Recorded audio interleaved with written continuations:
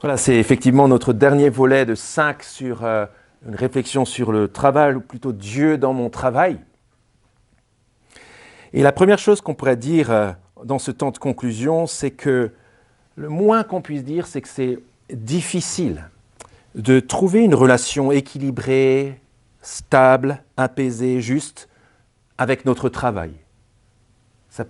On peut avoir des moments de grâce dans notre vie professionnelle où ça se passe plutôt bien, mais d'une manière générale, c'est pas facile. Parfois, on traverse des pensées comme quoi le travail, c'est plutôt un mal nécessaire, parce qu'il faut bien vivre. Ou bien le travail, pour nous, c'est un moyen d'exploitation, et on est annihilé par le travail, et on le vit très mal. Ou alors, dans l'opposé, le travail est pour nous plutôt comme un dieu, comme un dieu, une idole qu'on sert, dans l'espoir que si on le sert bien, il va nous donner quelque chose en retour, de la puissance, de la notoriété, de l'argent. Le Dieu en quel nous croyons, le Dieu de Jésus-Christ, le Dieu de la Bible, est le Créateur. Il est à l'origine de toute notre réalité.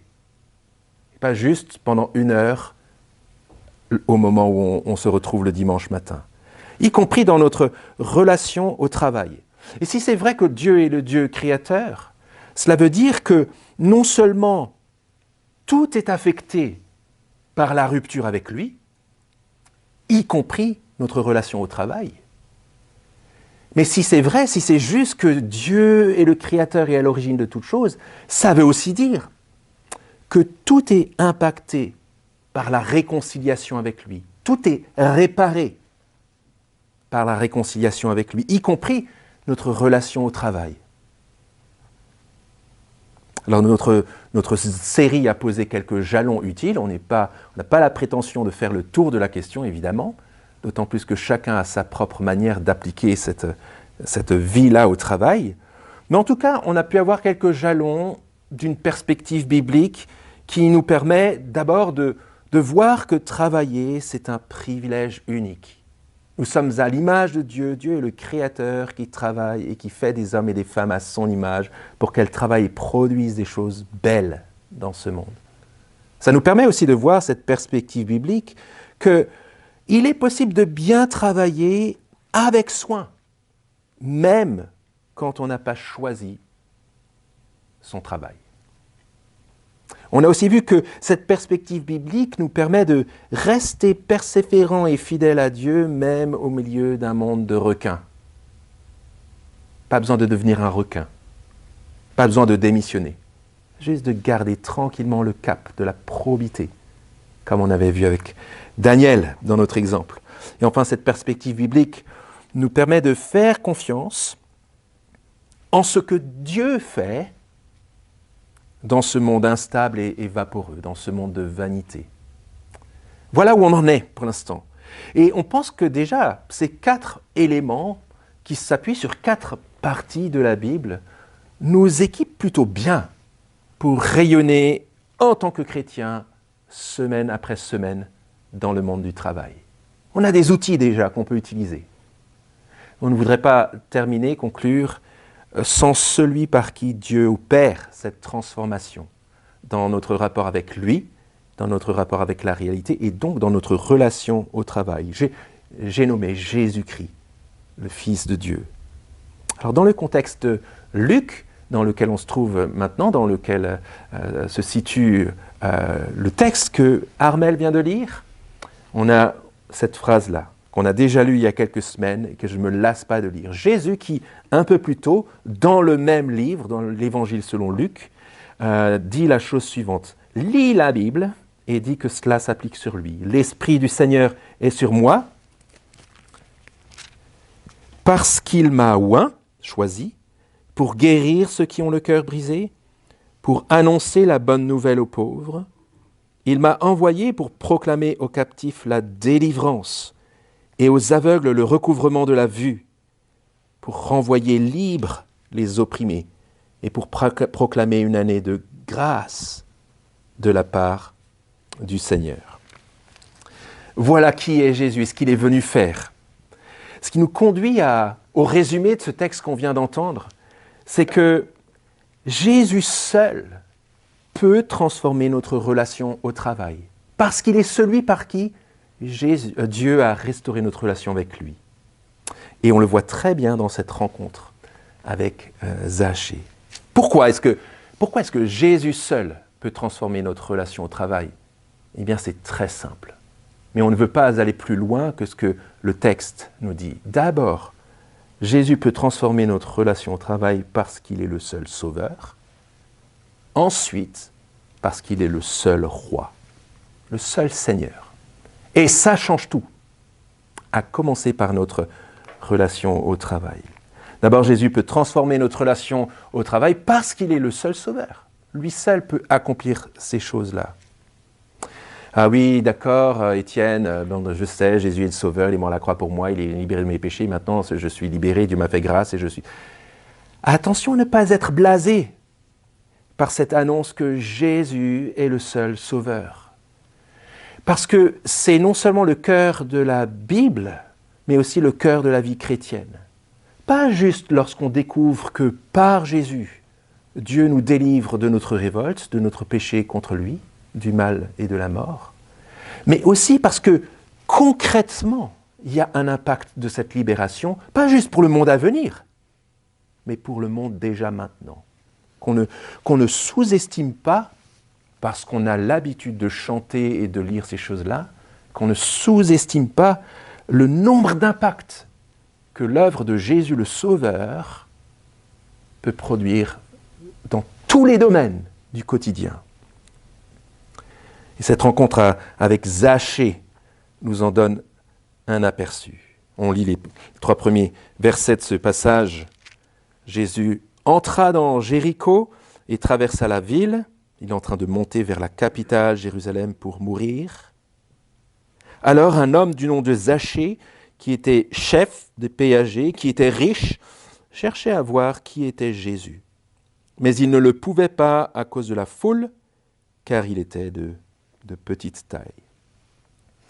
Alors déjà, je suis pas sûr qu'aujourd'hui, on aime particulièrement bien le travail de quelqu'un qui travaillerait pour les impôts, mais à l'époque, c'était bien pire, parce que les péagers de l'époque étaient mandatés et choisis par l'occupant romain pour récupérer de l'argent de la part de leurs concitoyens pour alimenter le fonctionnement de l'Empire, et notamment de l'armée d'occupation, donc des traîtres. Et puis, en plus, comment est-ce qu'ils pouvaient se payer? Ils se payaient sur le gras. Ils avaient le droit de se prendre une marge supplémentaire sur ceux qui venaient apporter leurs impôts, de manière à pouvoir vivre, voire s'enrichir s'ils le voulaient, sur le dos de leurs concitoyens. Donc, un péager, à l'époque, c'était déjà bien haïssable. Et là, on a Zachée qui est le chef des péagers et qui était riche. Vous voyez ce que ça veut dire? Pourquoi Zachée était riche? Parce que pendant certainement des années, il avait développé toute une stratégie dans son travail pour utiliser son travail pour devenir riche. Et c'était connu que les péagers fonctionnaient comme ça. Et donc quand Luc nous dit que ce chef des péagers-là était riche, ça veut dire qu'il avait eu le temps de spolier beaucoup de monde, de voler les gens, dans le seul but de s'enrichir. Intéressant, hein? Son travail était devenu un moyen, un levier puissant, peut-être même irrésistible, pour s'enrichir le plus possible. Un moyen pour augmenter son compte en banque. Et ça fait mal, parce qu'on se dit, qu'est-ce que Zachée a été prêt à sacrifier pour arriver à cette richesse-là? Sacrifier sa réputation, ses relations peut-être familiales, sacrifier l'honneur de son peuple et son propre honneur, sacrifier des principes clés comme la vérité, la probité, l'honnêteté. Peut-être que vous pensez à d'autres choses. Voilà ce que Zachée était prêt à sacrifier dans son travail de manière à ce que ça lui donne le moyen de devenir si riche. Lisons le verset 4. Zachée courut en avant et monta sur un sycomore pour le voir, parce que Jésus devait passer par là. Qu'est-ce que ça veut dire, ça? Le chef des péagers, si riche, qui se met à courir comme ça. Ce qu'il y a, c'est que le fait qu'il soit prêt à s'humilier comme ça au milieu de la foule qui pourtant le déteste sans doute, à courir comme un gamin et à monter comme un gamin dans un arbre, le fait qu'il soit prêt à s'humilier à ce point met une chose en lumière, c'est que ni son travail, ni son statut, ni sa richesse, ni son confort n'ont réussi à le combler. Zachée est très riche et il a un statut privilégié. Mais Zachée est vide, esclave et perdu. Et si sa faiblesse à lui nous renvoyait à notre propre faiblesse. Je suis touché par la jeune génération qui réfléchit au sens du travail, cette recherche du sens actuel, très actuelle, où les plus jeunes, souvent, sont en train de réfléchir comment retrouver un sens à ce que je fais. Est-ce que je travaille juste pour avoir une pompe à fric à tout prix? Est-ce que je travaille juste au point d'écraser les autres pour arriver à mes fins? Est-ce que c'est ça vraiment travailler? Et on a tout un mouvement de fond de la jeune génération dans la France aujourd'hui, et je pense dans l'Occident aujourd'hui, où il y a une réflexion qui vise à se demander pourquoi je fais ce que je fais, et est-ce que je suis en train de servir un système dans lequel je ne me reconnais pas? Est-ce que je pourrais trouver un travail qui est utile, qui défend une cause plus grande que la mienne? L'écologie, l'entraide solidaire, etc. Laissons-nous interpeller par ce questionnement des plus jeunes. Ça me fait aussi penser à ceux qui réfléchissent à se réorienter. Ils ont donné 10, 15 ans dans un travail à fond, ils se sont enrichis beaucoup, souvent, mais à un moment donné, fatigués, quoi. Fatigués. Métro, boulot, dodo, fric et confort. En fait, pas tellement. C'est des gens qui remettent tout à plat, qui font une reconversion totale, qui basculent dans autre chose, mais dans ce même souci. Recherche du sens, volonté de se dégager d'une matrice dans laquelle on court tous, parfois sans réfléchir et sans vraiment réussir à s'en sortir. C'est rare d'être bien dans ce qu'on fait, d'être aligné avec ce pourquoi nous sommes vraiment faits. Ça peut nous traverser l'esprit une fois ou deux dans une année, je ne suis pas sûr que ce soit la norme dans notre relation au travail. Et les changements de job, les reconversions professionnelles, est-ce que ces réponses ont réellement le pouvoir de changer nos vies en profondeur? Ça manifeste un besoin, une soif, mais est-ce que le fait de changer de circonstances de travail a réellement le pouvoir de changer les choses en profondeur, à l'intérieur? Je ne suis pas sûr. On peut avoir les poches pleines, l'agenda rempli, des missions captivantes et qui semblent justes, mais tout en restant vide, esclave et perdu. On peut consacrer nos vies à rechercher la bonne formule sans jamais la trouver.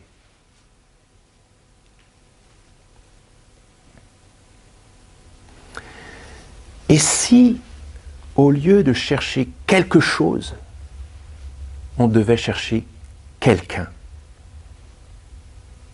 En tout cas, c'est ce que Zachée fait. Regardez, Zachée cherche Jésus. Lisons ensemble ce verset 5. Il court Et lorsque Jésus fut arrivé à cet endroit, à l'endroit où il est dans un arbre, il leva les yeux et lui dit « Zachée, hâte-toi de descendre, car il faut que je demeure aujourd'hui dans ta maison. » Zachée cherche Jésus. Et il avait raison. Et vous voyez le basculement dans ce verset? C'est qu'alors qu'on croyait que jusqu'à présent c'était Zachée qui cherchait Jésus, en fait on réalise que c'est plutôt Jésus qui cherchait Zachée. Jésus est venu chercher ce qui était perdu, comme il le dit dans le dernier verset de cette rencontre. Il est venu chercher ce qui était perdu. Et n'en déplaise à ceux qui pensent qu'il y a encore d'autres solutions. Regardez la réaction des gens autour. Verset 7. À cette vue, tous murmuraient et disaient « Il est allé loger chez un homme pécheur. » Un gars qui n'est pas en règle avec Dieu. Jésus est venu chercher ce qui était perdu. Ça veut dire que Jésus n'est pas venu chercher des curieux. Il faut s'imaginer un peu par la fenêtre, par la porte, les gens regardent un peu ce qui se passe chez Zachée. Jésus n'est pas venu chercher des curieux. Jésus n'est pas venu chercher des juges ou des autosatisfaits. Des gens qui croient que dans leur orgueil, ils ont encore ce qu'il faut pour se sauver eux-mêmes si jamais il y a besoin de s'en tirer. Vous savez, des gens qui ont toujours des filets de sécurité à droite, à gauche, et qui n'arrivent pas à voir leur faiblesse. Non, Jésus est venu chercher ce qui était perdu. Des gens qui voient que les options humaines ne peuvent pas nous offrir quelque chose de nouveau. Des gens qui savent que les ressources ne viennent pas de nous-mêmes, mais de l'extérieur, d'un sauveur. Si vous êtes présenté comme chrétien ce matin, c'est que vous êtes au clair sur votre besoin d'un sauveur qui vient de l'extérieur pour vous tirer d'affaire et vous permettre de voir votre réalité, votre perspective, votre vie éternelle et votre vie quotidienne au travail d'une manière renouvelée. Mais si ça s'est passé dans votre vie, c'est parce que Jésus est venu vous chercher. Il se peut que certains parmi nous ne se présenteraient pas comme chrétiens ou encore en recherche, se posent des questions, la Bible, Dieu, Jésus, tout ça, pour moi, je ne comprends pas trop, mais seraient en train de se dire, ça sonne juste cette recherche. Ça sonne juste ce besoin de quelqu'un pour offrir une solution. Ça sonne juste ce constat sur le fait que les solutions humaines sont valables et belles, mais incapables de changer les choses en profondeur. Et si vous vous dites ça, c'est que comme Zachée, Jésus est en train de vous chercher. Et ça, c'est une bonne nouvelle. Parce que non seulement Jésus est venu chercher ce qui était perdu, mais comme il le dit au verset 10, le Fils de l'homme, lui, Jésus le roi, est venu chercher et sauver ce qui était perdu. Et dans la suite, pas de grande musique, pas de gestes extravagants ou juste inhabituels ou impressionnants. Il y a juste le résultat concret d'un homme qui a été délivré. Regardez les versets 8 et 9. Face à l'opposition, Zachée, debout devant le Seigneur, dit à Jésus, « Voici, Seigneur, je donne aux pauvres la moitié de mes biens, et si j'ai fait tort de quelque chose à quelqu'un, je lui rends le quadruple. » Et Jésus lui répond comme le sceau royal en bas de ce qu'il vient de dire.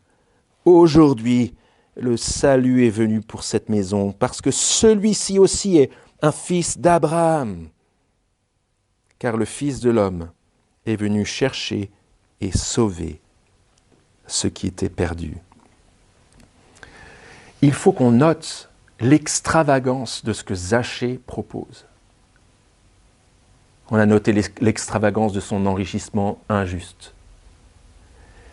Ce qu'il est en train de dire là, c'est que non seulement il donne 4 fois ce qu'il a volé aux autres, mais en plus, par rapport à ce qui lui reste, il le divise encore en 2 et il donne la moitié aux pauvres. Vous voyez le côté extravagant, c'est que Zachée décide d'être pauvre. Il décide de ne plus courir à tout prix après son enrichissement personnel. Il décide de ne plus utiliser son travail à des fins nombrilistes, égocentrées et court-termistes. Et ça, c'est très intéressant parce que Zachée, dans cette grande transformation, ne promet pas de changer de travail. Et Jésus ne lui demande pas de cesser d'être un péager. Non, ce qui change, ce n'est pas son travail, c'est sa relation au travail. Zachée est sauvé par Jésus pour la vie avec Dieu, avec un impact immédiat. C'est que sa relation avec son travail est changée. Il est libéré de ce qu'il cherchait en vain, sans être rempli. J'aime la trilogie du Seigneur des Anneaux. J'ai malheureusement pas encore lu le livre. Mais je sais que c'est un scandale. Il faut que je m'y mette. Mais dans ce livre, dans cette trilogie de Tolkien, c'est lui qui est à l'origine, qui a écrit les livres, il y a cette histoire d'un anneau de pouvoir qui a été forgé pour les dominer tous et qui fait qu'aucun être humain ne résiste à son attrait, à sa domination. Même lorsqu'il y a des causes nobles à poursuivre. Un Boromir qui est un lieutenant du Gondor et qui est prêt à utiliser cet anneau pour la bonne cause, en fait, est perverti par cet anneau, parce que le pouvoir de cet anneau, néfaste, destructeur, est plus fort que lui. Ça ressemble beaucoup à nos situations quotidiennes, y compris dans le travail, où quand bien même on voudrait changer les modèles, transformer la société, transformer nos vies, transformer notre rapport au travail, on se retrouve devant notre impuissance. Comme les hommes en face de l'anneau de pouvoir. Entre parenthèses, Tolkien étant chrétien, il a écrit cette trilogie pour nous aider à réfléchir sur ce que ce monde vit loin de Dieu. Mais, et c'est là que j'ai tort de ne pas lire les livres et j'ai envie de les lire, il y a un ami qui m'a parlé de Tom Bombadil, qui est dans les livres et pas dans le film. C'est très dommage. Parce que, alors, image, photo d'époque, cet homme-là, c'est le seul à se jouer de l'anneau. Il le prend, il le lève, il le jette, il joue avec, il le pose, il le reprend, sans aucun effet sur lui. Juste, il traverse sa vie, il traverse ses relations, il traverse les enjeux de la vie, mais sans être sujet à la domination de l'anneau de pouvoir. Et sans aller trop loin, on pourrait dire que cet homme est libre. Et c'est la promesse de Dieu pour quiconque s'est laissé chercher et sauver par Jésus. C'est mon rêve, ma prière pour chacun de nous. C'est qu'en rapport avec les grandes tentations du monde, avec les mauvais fonctionnements qu'on pourrait avoir vis-à-vis de l'argent, vis-à-vis des autres, vis-à-vis du travail, nous puissions être libérés pour bien penser, libérés pour voir à quoi ressemble la beauté de la vie avec Dieu. Maintenant, facile à dire, difficile à faire. J'aime, outre le Seigneur des Anneaux, le groupe U2. Et dans leur chant « I still haven't found what I'm looking for », j'ai toujours pas encore trouvé ce que je cherche. C'est très intéressant de voir la recherche. Alors, il y a une ambiguïté, on peut en discuter aux Flammes tout à l'heure, si vous voulez. Est-ce qu'ils parlent de la recherche d'une femme ou de Jésus? C'est leur période chrétienne, alors peut-être que c'est les deux. Donc, mais ils disent, j'ai gravi les plus hautes montagnes, parcouru les immensités, juste pour être avec toi. J'ai couru, rampé, escaladé les murs de cette ville, juste pour être avec toi. Mais je n'ai toujours pas trouvé ce que je cherche. J'ai embrassé des lèvres au goût de miel, touché la guérison du bout de mes doigts. Ça m'a brûlé comme un feu. J'ai parlé la langue des anges et j'ai tenu la main d'un diable. C'était chaud la nuit et froid comme la pierre. Mais je n'ai toujours pas trouvé ce que je cherche. Je vous invite à écouter la musique, c'est beaucoup plus sympa. Intéressant ça. Et significatif, je trouve. Même pour nous en tant que chrétiens. L'idée, c'est qu'on a pu goûter à Jésus le Sauveur sans encore être complètement libéré, comme Tom Bombadil. On est toujours en train de chercher à toucher de plus près encore cette liberté à laquelle on aspire. Il se peut qu'on ne se sente pas encore complètement libre comme on le voudrait vis-à-vis de notre travail, soit parce qu'on le voit comme un ennemi, une source d'annihilation ou de souffrance, soit comme notre sauveur peut-être. On se dit que si on s'investit bien dans notre travail, on aura un moyen de nous accepter nous-mêmes un peu plus, on trouve notre identité dedans, ou alors de nous réaliser un peu plus. On pourra grimper tout en haut, d'être au pouvoir, de nous enrichir. On a cette ambiguïté-là dans notre vie chrétienne, vous ne trouvez pas? C'est pas toujours noir ou blanc. On peut avoir connu Jésus le Sauveur et être encore grignoté à l'intérieur en disant « Je n'ai toujours pas encore trouvé, j'en ai besoin ». Si on s'identifie à cette recherche qui fait mal au ventre et qui nous tourmente, la première chose à faire, si on n'a jamais placé notre confiance en Jésus, c'est d'abord de faire comme Zachée, de courir, de chercher et de se laisser chercher, trouver et sauver par Jésus. Mais en tant que chrétiens, ne nous voilons pas la face. Nous avons constamment besoin de Jésus pour qu'il nous sauve de l'influence puissante du monde. Pas juste une fois au moment de notre conversion, constamment. Et si on a ce tiraillement intérieur, j'ai toujours pas trouvé ce que je cherchais, je voulais juste être avec toi, mais j'ai ce tiraillement intérieur. C'est peut-être juste qu'on a besoin de prier que Dieu nous sauve, que Jésus nous sauve de ce tiraillement-là, qui nous rappelle qu'il est notre sauveur. Parce que ce qu'il va faire lorsqu'il nous sauve de l'influence de ce monde sous le pouvoir, loin de Dieu, c'est qu'il nous donnera de faire la part des choses entre ce qui est important et ce qui est secondaire. Première libération à la Tom Bombadil. C'est qu'on arrive tranquillement à faire des choix sans se sentir contraint. Et c'est aussi pour avoir la tête au clair, pour avoir le cœur bien placé, pour avoir les mains libres, pour agir dans une perspective toute nouvelle. Là, il se passe un truc pendant un repas chez Zachée, mais peut-être que pour nous, c'est l'histoire de plusieurs semaines, plusieurs mois, plusieurs années. Mais pour que cette transformation s'opère en nous, pour qu'on quitte notre esclavage, pour apprendre la liberté que Jésus offre, on doit constamment dépendre de Jésus, le Sauveur. C'est le grand basculement dont Luc parle tout le temps, dont Jésus parle tout le temps. Le fameux « aujourd'hui » dans Luc, on en a parlé autour de Noël. Ce basculement décisif que Zachée connaît ici. Aujourd'hui, le salut est entré dans cette maison. Aujourd'hui, il faut que je demeure chez toi. Mais cet aujourd'hui dans Luc, c'est un mot qu'il utilise pour parler d'un bouleversement, d'un renversement que Jésus est venu opérer. Pas juste dans notre histoire. Pas juste dans les choses concrètes du quotidien et une libération du quotidien, mais en vue de la grande histoire.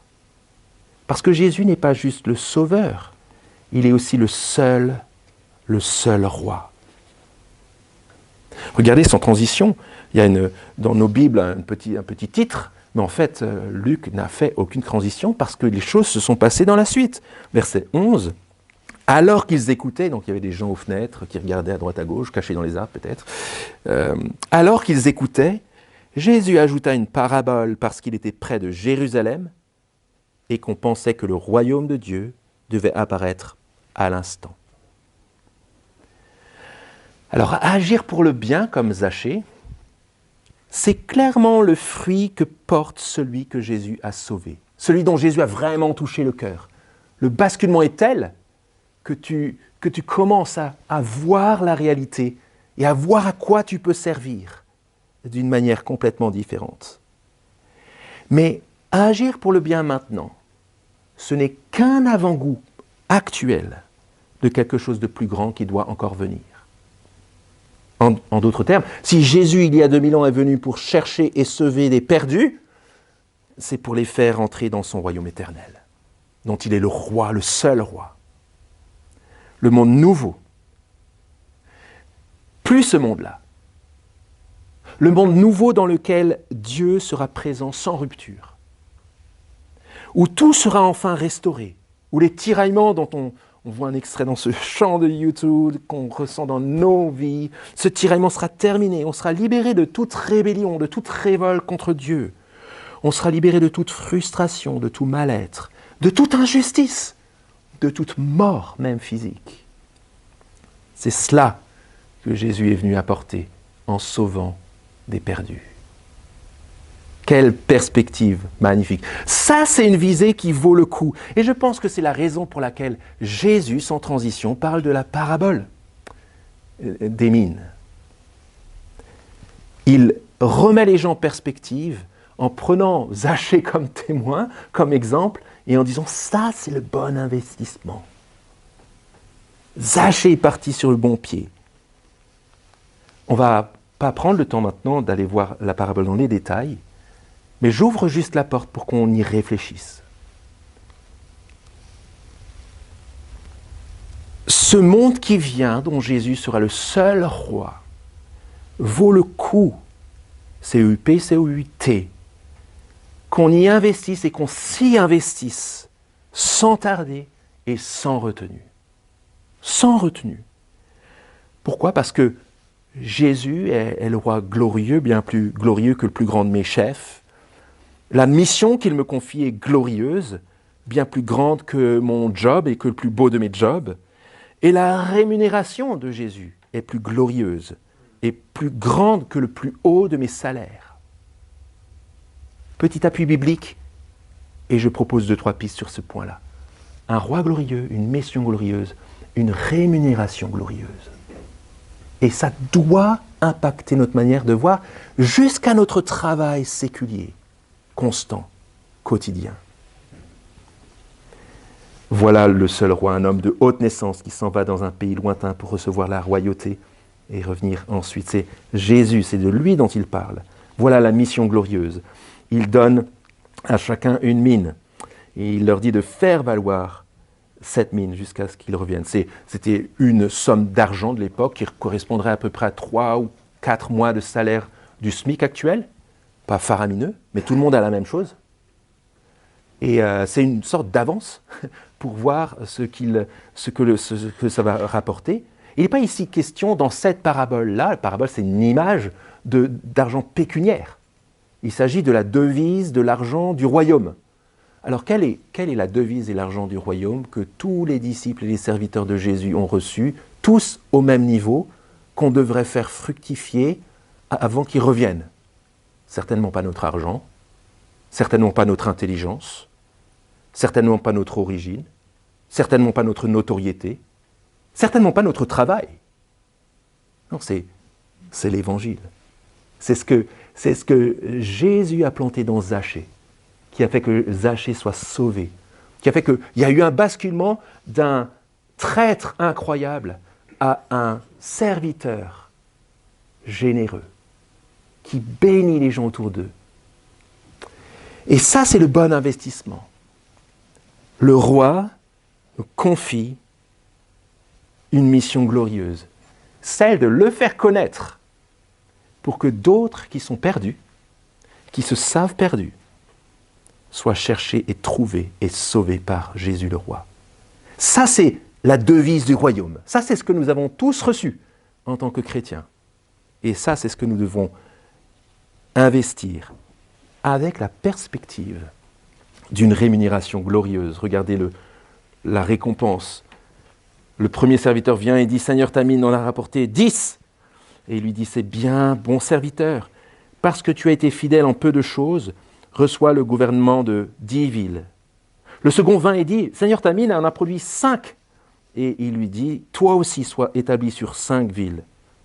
Vous voyez la rémunération glorieuse ? 3 mois de SMIC fois 10, c'est beaucoup. Mais qu'est-ce que c'est à côté de 10 villes ou de 5 villes ? La rémunération, la récompense que Dieu donnera à ceux qui se sont investis de tout leur cœur sera non limite, n'aura aucune commune mesure avec ce qu'on aura investi, avec nos forces et nos capacités. Jésus est venu pour sauver, mais Jésus reviendra pour rémunérer. Et ça, les amis, c'est un encouragement puissant. Les 2 premiers serviteurs nous aident à le voir. Connaître vraiment le roi, Jésus, dans sa grâce, dans son règne éternel, dans la puissance de son évangile. Vous voyez qu'ils ne disent pas « j'ai rapporté », ils disent « Tamine a rapporté ». Donc ils sont conscients qu'il y a de la puissance dans cette devise-là. Ceux qui sont courants de cela montrent que d'être conscient de cela conduit à s'investir pour son royaume. Tu connais le roi, tu vois la valeur du royaume, tu vois la valeur de l'évangile. Et tu as juste une seule envie, c'est d'investir ton temps pour le royaume. À quoi ça ressemble dans le travail ? Ça veut dire que, bien sûr que je cherche à faire le bien, à servir avec excellence, à célébrer la beauté du travail, comme on l'a vu dans toute la série. Mais dans ce contexte-là, j'investis pour quelque chose de bien plus important, de bien plus grand. Je sème l'évangile de manière à ce que des hommes et des femmes grandissent, fassent grandir le royaume de Dieu. Vous avez chacun votre réponse, vos habitudes au travail. Est-ce que ça se passe autour de la machine à café le matin ? Est-ce que ça se passe autour de la pause de midi ? Est-ce que ça se passe dans le box d'à côté avec le collègue que j'apprends à connaître, à aimer, avec qui je deviens un ami ? Et les amis, on veut leur communiquer des choses qui nous sont chères et qu'on voudrait aussi pour eux. Est-ce que c'est dans le happy hours ou est-ce que c'est en invitant lui et sa famille ou elle et sa famille à la maison parce qu'on devient des vrais amis sur le long terme ? 3 petits points. Enfin, je veux dire, on ne va pas être exhaustif dans notre... On va plutôt s'inviter à être inventif. Mais ce qu'on veut, c'est d'être motivé parce qu'on connaît le roi, on connaît la beauté du salut qu'il offre. On veut investir. On veut cette salutation finale. On la vise et on l'aime parce qu'on aime le roi. Et c'est un investissement qui vaut la peine. Un encouragement puissant de cette rémunération glorieuse, mais aussi un avertissement. Violon, à la fin, un autre vint et dit « Seigneur, voici ta mine que j'ai gardée dans un linge, car j'avais peur de toi, parce que tu es un homme sévère, tu prends ce que tu n'as pas déposé, tu moissonnes ce que tu n'as pas semé. » Il lui dit « Je te jugerai sur tes paroles, mauvais serviteur. » Et dans la suite, il supprime définitivement ceux qui sont restés révoltés contre lui, et il punit celui qui a dit ça. Alors qu'est-ce que Jésus nous dit ? En substance, il nous dit que ne travailler que pour soi-même, sans investir pour le royaume, en cachant l'évangile dans un linge, signifie qu'on est serviteur de Jésus qu'en apparence. Et ça arrive partout, tout le temps, dans tous les âges, dans toutes les églises, dans toutes les villes, dans le monde entier, jusqu'au retour de Jésus. Il est possible d'être serviteur de Jésus qu'en apparence. Et de ne pas travailler pour autre chose que pour soi-même, pour ses intérêts, en prenant peut-être même bien attention à ne pas trop parler des mines de l'Évangile, parce que ça pourrait nous porter préjudice. Ce n'est pas le moment pour nous de dévoiler, de dire qui en est où, mais comme on le voit dans cette parabole, les masques tomberont au jugement dernier. Pourquoi Jésus donne cet avertissement ? C'était tellement sympa jusqu'à là. Je pense que si Jésus donne cet avertissement, c'est parce qu'il nous pousse à la repentance. Il se peut que jusqu'à maintenant, on ait peut-être tellement investis dans notre réussite personnelle, tellement investis dans notre carrière, pour le fric, le confort et tout ce qui va avec, pour notre devise à nous, qu'on a laissé de côté l'évangile par lequel on a été sauvé. Ce texte nous invite à tomber à genoux dans la repentance. On ne va pas le faire maintenant, mais je nous exhorte tous, moi y compris, à repérer les endroits où on a caché l'évangile dans un linge, où on n'a pas travaillé et investi pour le royaume qui vient. Peut-être parce qu'on n'a pas cru que la rémunération serait énorme. Mais là, c'est encourageant. La rémunération sera énorme. Et ça tombe bien. On devrait faire ça, les amis. Parce que Jésus est venu précisément pour chercher et sauver ceux qui étaient perdus. Je vous invite à prier.